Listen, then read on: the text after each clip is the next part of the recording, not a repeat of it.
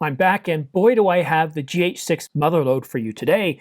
In my last video I showed a full detailed specifications of the Panasonic GH6. These are leaked specifications, these are real, these aren't faked in any way, and it's being leaked right out of Japan. In this video I'm going to show you a whole bunch of leaked photos of the GH6 from every single angle, and then well, we got a preview of the new autofocus system. So stick with me as we've got lots to cover in this video, and then who knows what comes after this. So we've got a nice front angle view of the GH6 with a 12-60 lens on it. We can see the buttons, but really it's in this top-down view. We can see it's got a white balance button, an ISO button. We can see the various dials, the record button nicely in red there. But in this image here, we can see more specifications that were leaked earlier. It definitely does have a 25 megapixel LPF sensor. It's capable of 5.7K video. It's got that max 300 frames per second burst mode. And of course, it can do 4K 120 frames per second. A lot of those leaked specs did come from the same source. But taking a look from the back of the unit, we can see what looks to be a flip screen. And I can guarantee you that is a flip screen because here we can see it's a fully articulating flip screen. But let's go back to this view here. It's got a nice size EVF. No details yet on what resolution it is, although I wouldn't be surprised if it's somewhere around 5.76 million dots. We've got the AF button there. We've got the exposure button. We've got a lot on the back here. It's amazing how many buttons have been able to fit on a camera of this size, which is really, really terrific. This is the LCD showing us the audio quality. Remember in the previous video I talked about it being 24-bit, and we can see confirmation of that here. And this is awesome right here. I don't know why Canon can't do this. This is a smaller body, and you can see that it has a full-size HDMI slot. And yes, it does have USB 3.2, but look at that, a full-size HDMI slot. And Canon can't fit one of those on the R5? That's just absolutely ridiculous. So kudos for Panasonic. This camera is just full of buttons and features. It's looking really, really nice. And of course, you can see it from a slightly different angle here where the shutter button is and those other buttons we saw from the top before. We got another view of that red record button. And of course, from the bottom. Now, I'm trying to figure out the resolution of this isn't very good. I'm not sure what that's locking, if it's locking the battery bay door or something else. I don't understand Japanese.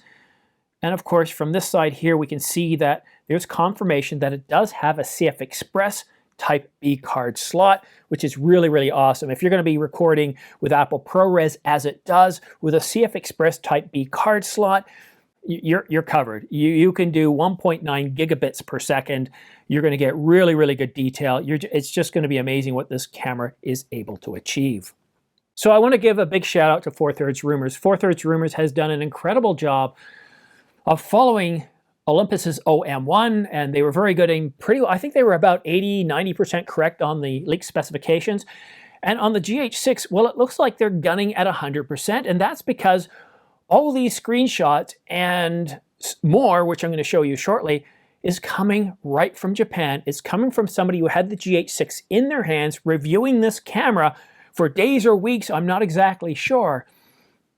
But you see, when this reviewer or ambassador uploaded it to YouTube, they did so unlisted. And you got to be very careful when you upload videos unlisted. I recently did a review of the Angelbird AV Pro CF Express cards, and to let some people preview it, I put it up as unlisted, but I warned them, I said, do not share this out, because if you do, it becomes essentially public. Putting something unlisted isn't private, it is public. It just means that those who don't have the link can't see it. But when you're going to upload a video about a camera like this we've been waiting for 5 years, you got to be very, very careful, and it leaked out. I don't speak Japanese, and at the time there were no English subtitles, but I did jump ahead. I jumped ahead to where they showed off the autofocus a little bit. Now I'm going to show you a little bit of a screenshot here shortly. I don't want to get this guy in trouble by showing too much of his video, but it's very interesting. I definitely noticed an improvement in the autofocus system, and because I don't know the words behind this, I don't know how much time he spent fiddling around with the settings. I don't know if he's dialed this in properly, and we don't know if this isn't a pre-production camera. So I want to be very careful in what I say here in the autofocus system. The last thing I want to do is, just for the sake of a few clicks, say something that isn't necessarily true. So what I would like to assume at this point is that this is a pre-production unit. It might be an engineering sample. We don't know what level this is at. We also don't know how the reviewer has dialed in the autofocus system, because on Panasonic cameras, you can really dial in that autofocus system and make it pretty good. But as you can see right here, the autofocus seems to be pretty good. It follows him quite well. Now, there are times where it's a little bit slower, a little laggy. But again, I don't know if this is just because of how he's got it set up or the settings. But based on what I've seen with the GH5, especially when the GH5 first came out, it does look like it's a little bit better. It does look like it's a little bit faster. And when he does hold up the Panasonic GH6 in front to cover his face, like this, and then he brings it down, it's pretty quick. Now, there are times where it's very quick and it moves. It's not as smooth, but that's most likely a setting. But wow. It feels like I am breaking, or I shouldn't say I am breaking. Let's be honest here, that 4/3 Rumors is breaking all of Panasonic Lumix's secrets on the GH6. We've got the full specifications. And I am still in awe over this camera and what it can perform. Simple little things like adding a CF Express card slot is huge. And when you add Apple ProRes 422 with 1.9 gigabits per second, not bytes, but gigabits per second, that's a huge amount of bandwidth. And putting in a CF Express Type B card slot is incredible. And you can pick up, they're not expensive. $179.99 gets you 512 gigabytes. It's an AV Pro, Angelbird AV Pro. And, you know, 800 megabytes per second, minimum sustained write speed.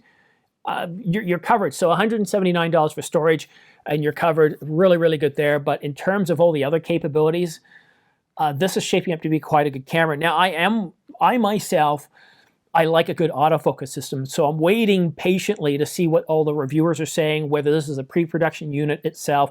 I'm really curious to see what Jordan from DP Review is going to say about this camera. And because I don't speak Japanese, and because this is an unlisted video, we don't know, and I don't speak Japanese, that's really the big thing here. I don't know what he's saying. I don't know what he's talking about. We've just got a teaser of a video, and you got to be careful. Don't jump on this as saying, well, look, it's great, or look, it's terrible.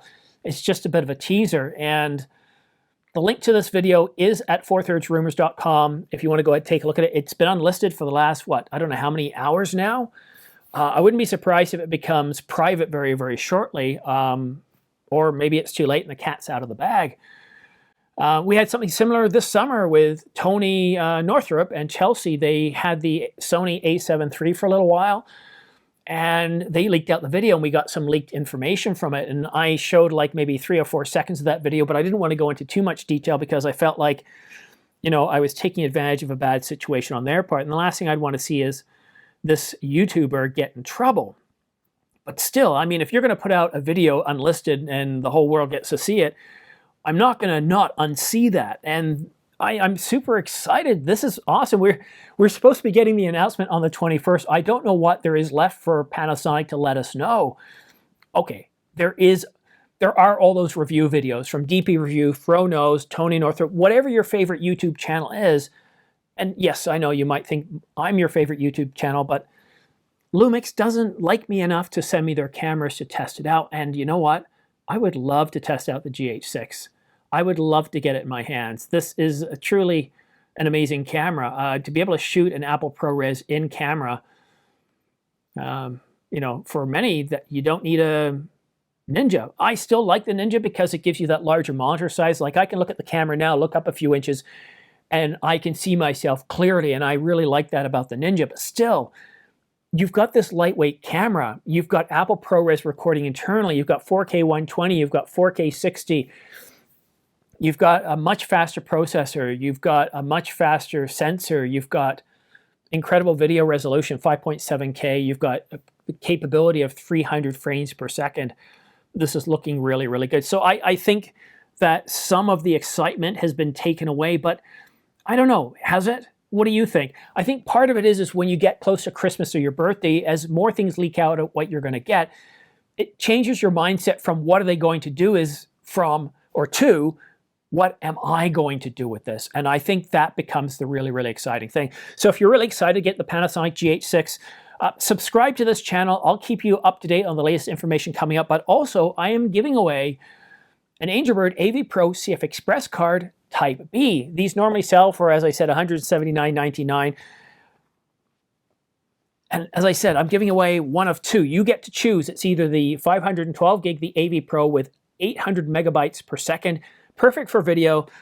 This one here is 160 gigs, same price, $179.99. But this one here has a minimum sustained write speed of 1,480 megabytes, not bits, megabytes per second.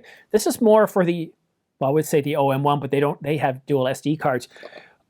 If you're going to get the GH6, you're going to want to choose the 512 gig. So how are you eligible to win? Well, I'm doing at the end of this month, and I'll probably do it on the 1st, so it covers everybody off. At the end of this month, essentially what I'm going to do is award this to one person. To be eligible, you have to subscribe to this channel. That's number one.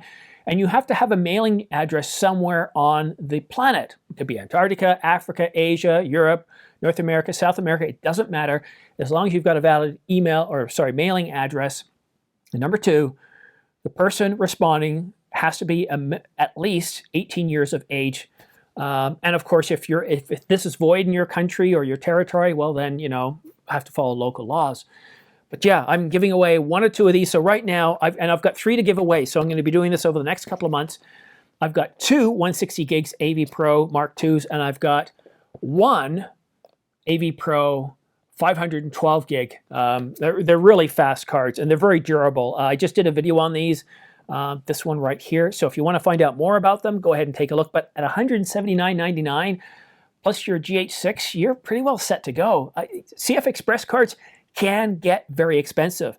And one thing I want to warn you about, because if you're new at CF Express cards, don't go and get the fastest like this one here. You're spending all on speed and not on storage, whereas this one here, 800 megabytes per second, equates to about 6,400 megabits per second. And even with Apple ProRes, you're only pushing 1.9 gigabits per second. So this is more than fast enough for the GH6, for the R5, the R5C, the R3, the Nikon Z9, the Nikon Z7. Although with the Z7, I might be thinking more of this because, well, you want that 1480 megabytes per second for that fast shutter at that high resolution 47 megapixel sensor. But wow, I'm out of breath. What a lot to cover today. I wonder if I'm going to get any sleep tonight. I'm going to be watching closer to bedtime to see if anything else leaks out. But again, a special thanks to 4/3 Rumors. You've done a great job of covering this. You've been making my job easier. And wow, the GH6. We essentially have the announcement. We're just waiting for the review videos, right, guys? And if you do speak Japanese, let me know if you can watch this video and tell us what other tidbits are in there that haven't already been leaked out.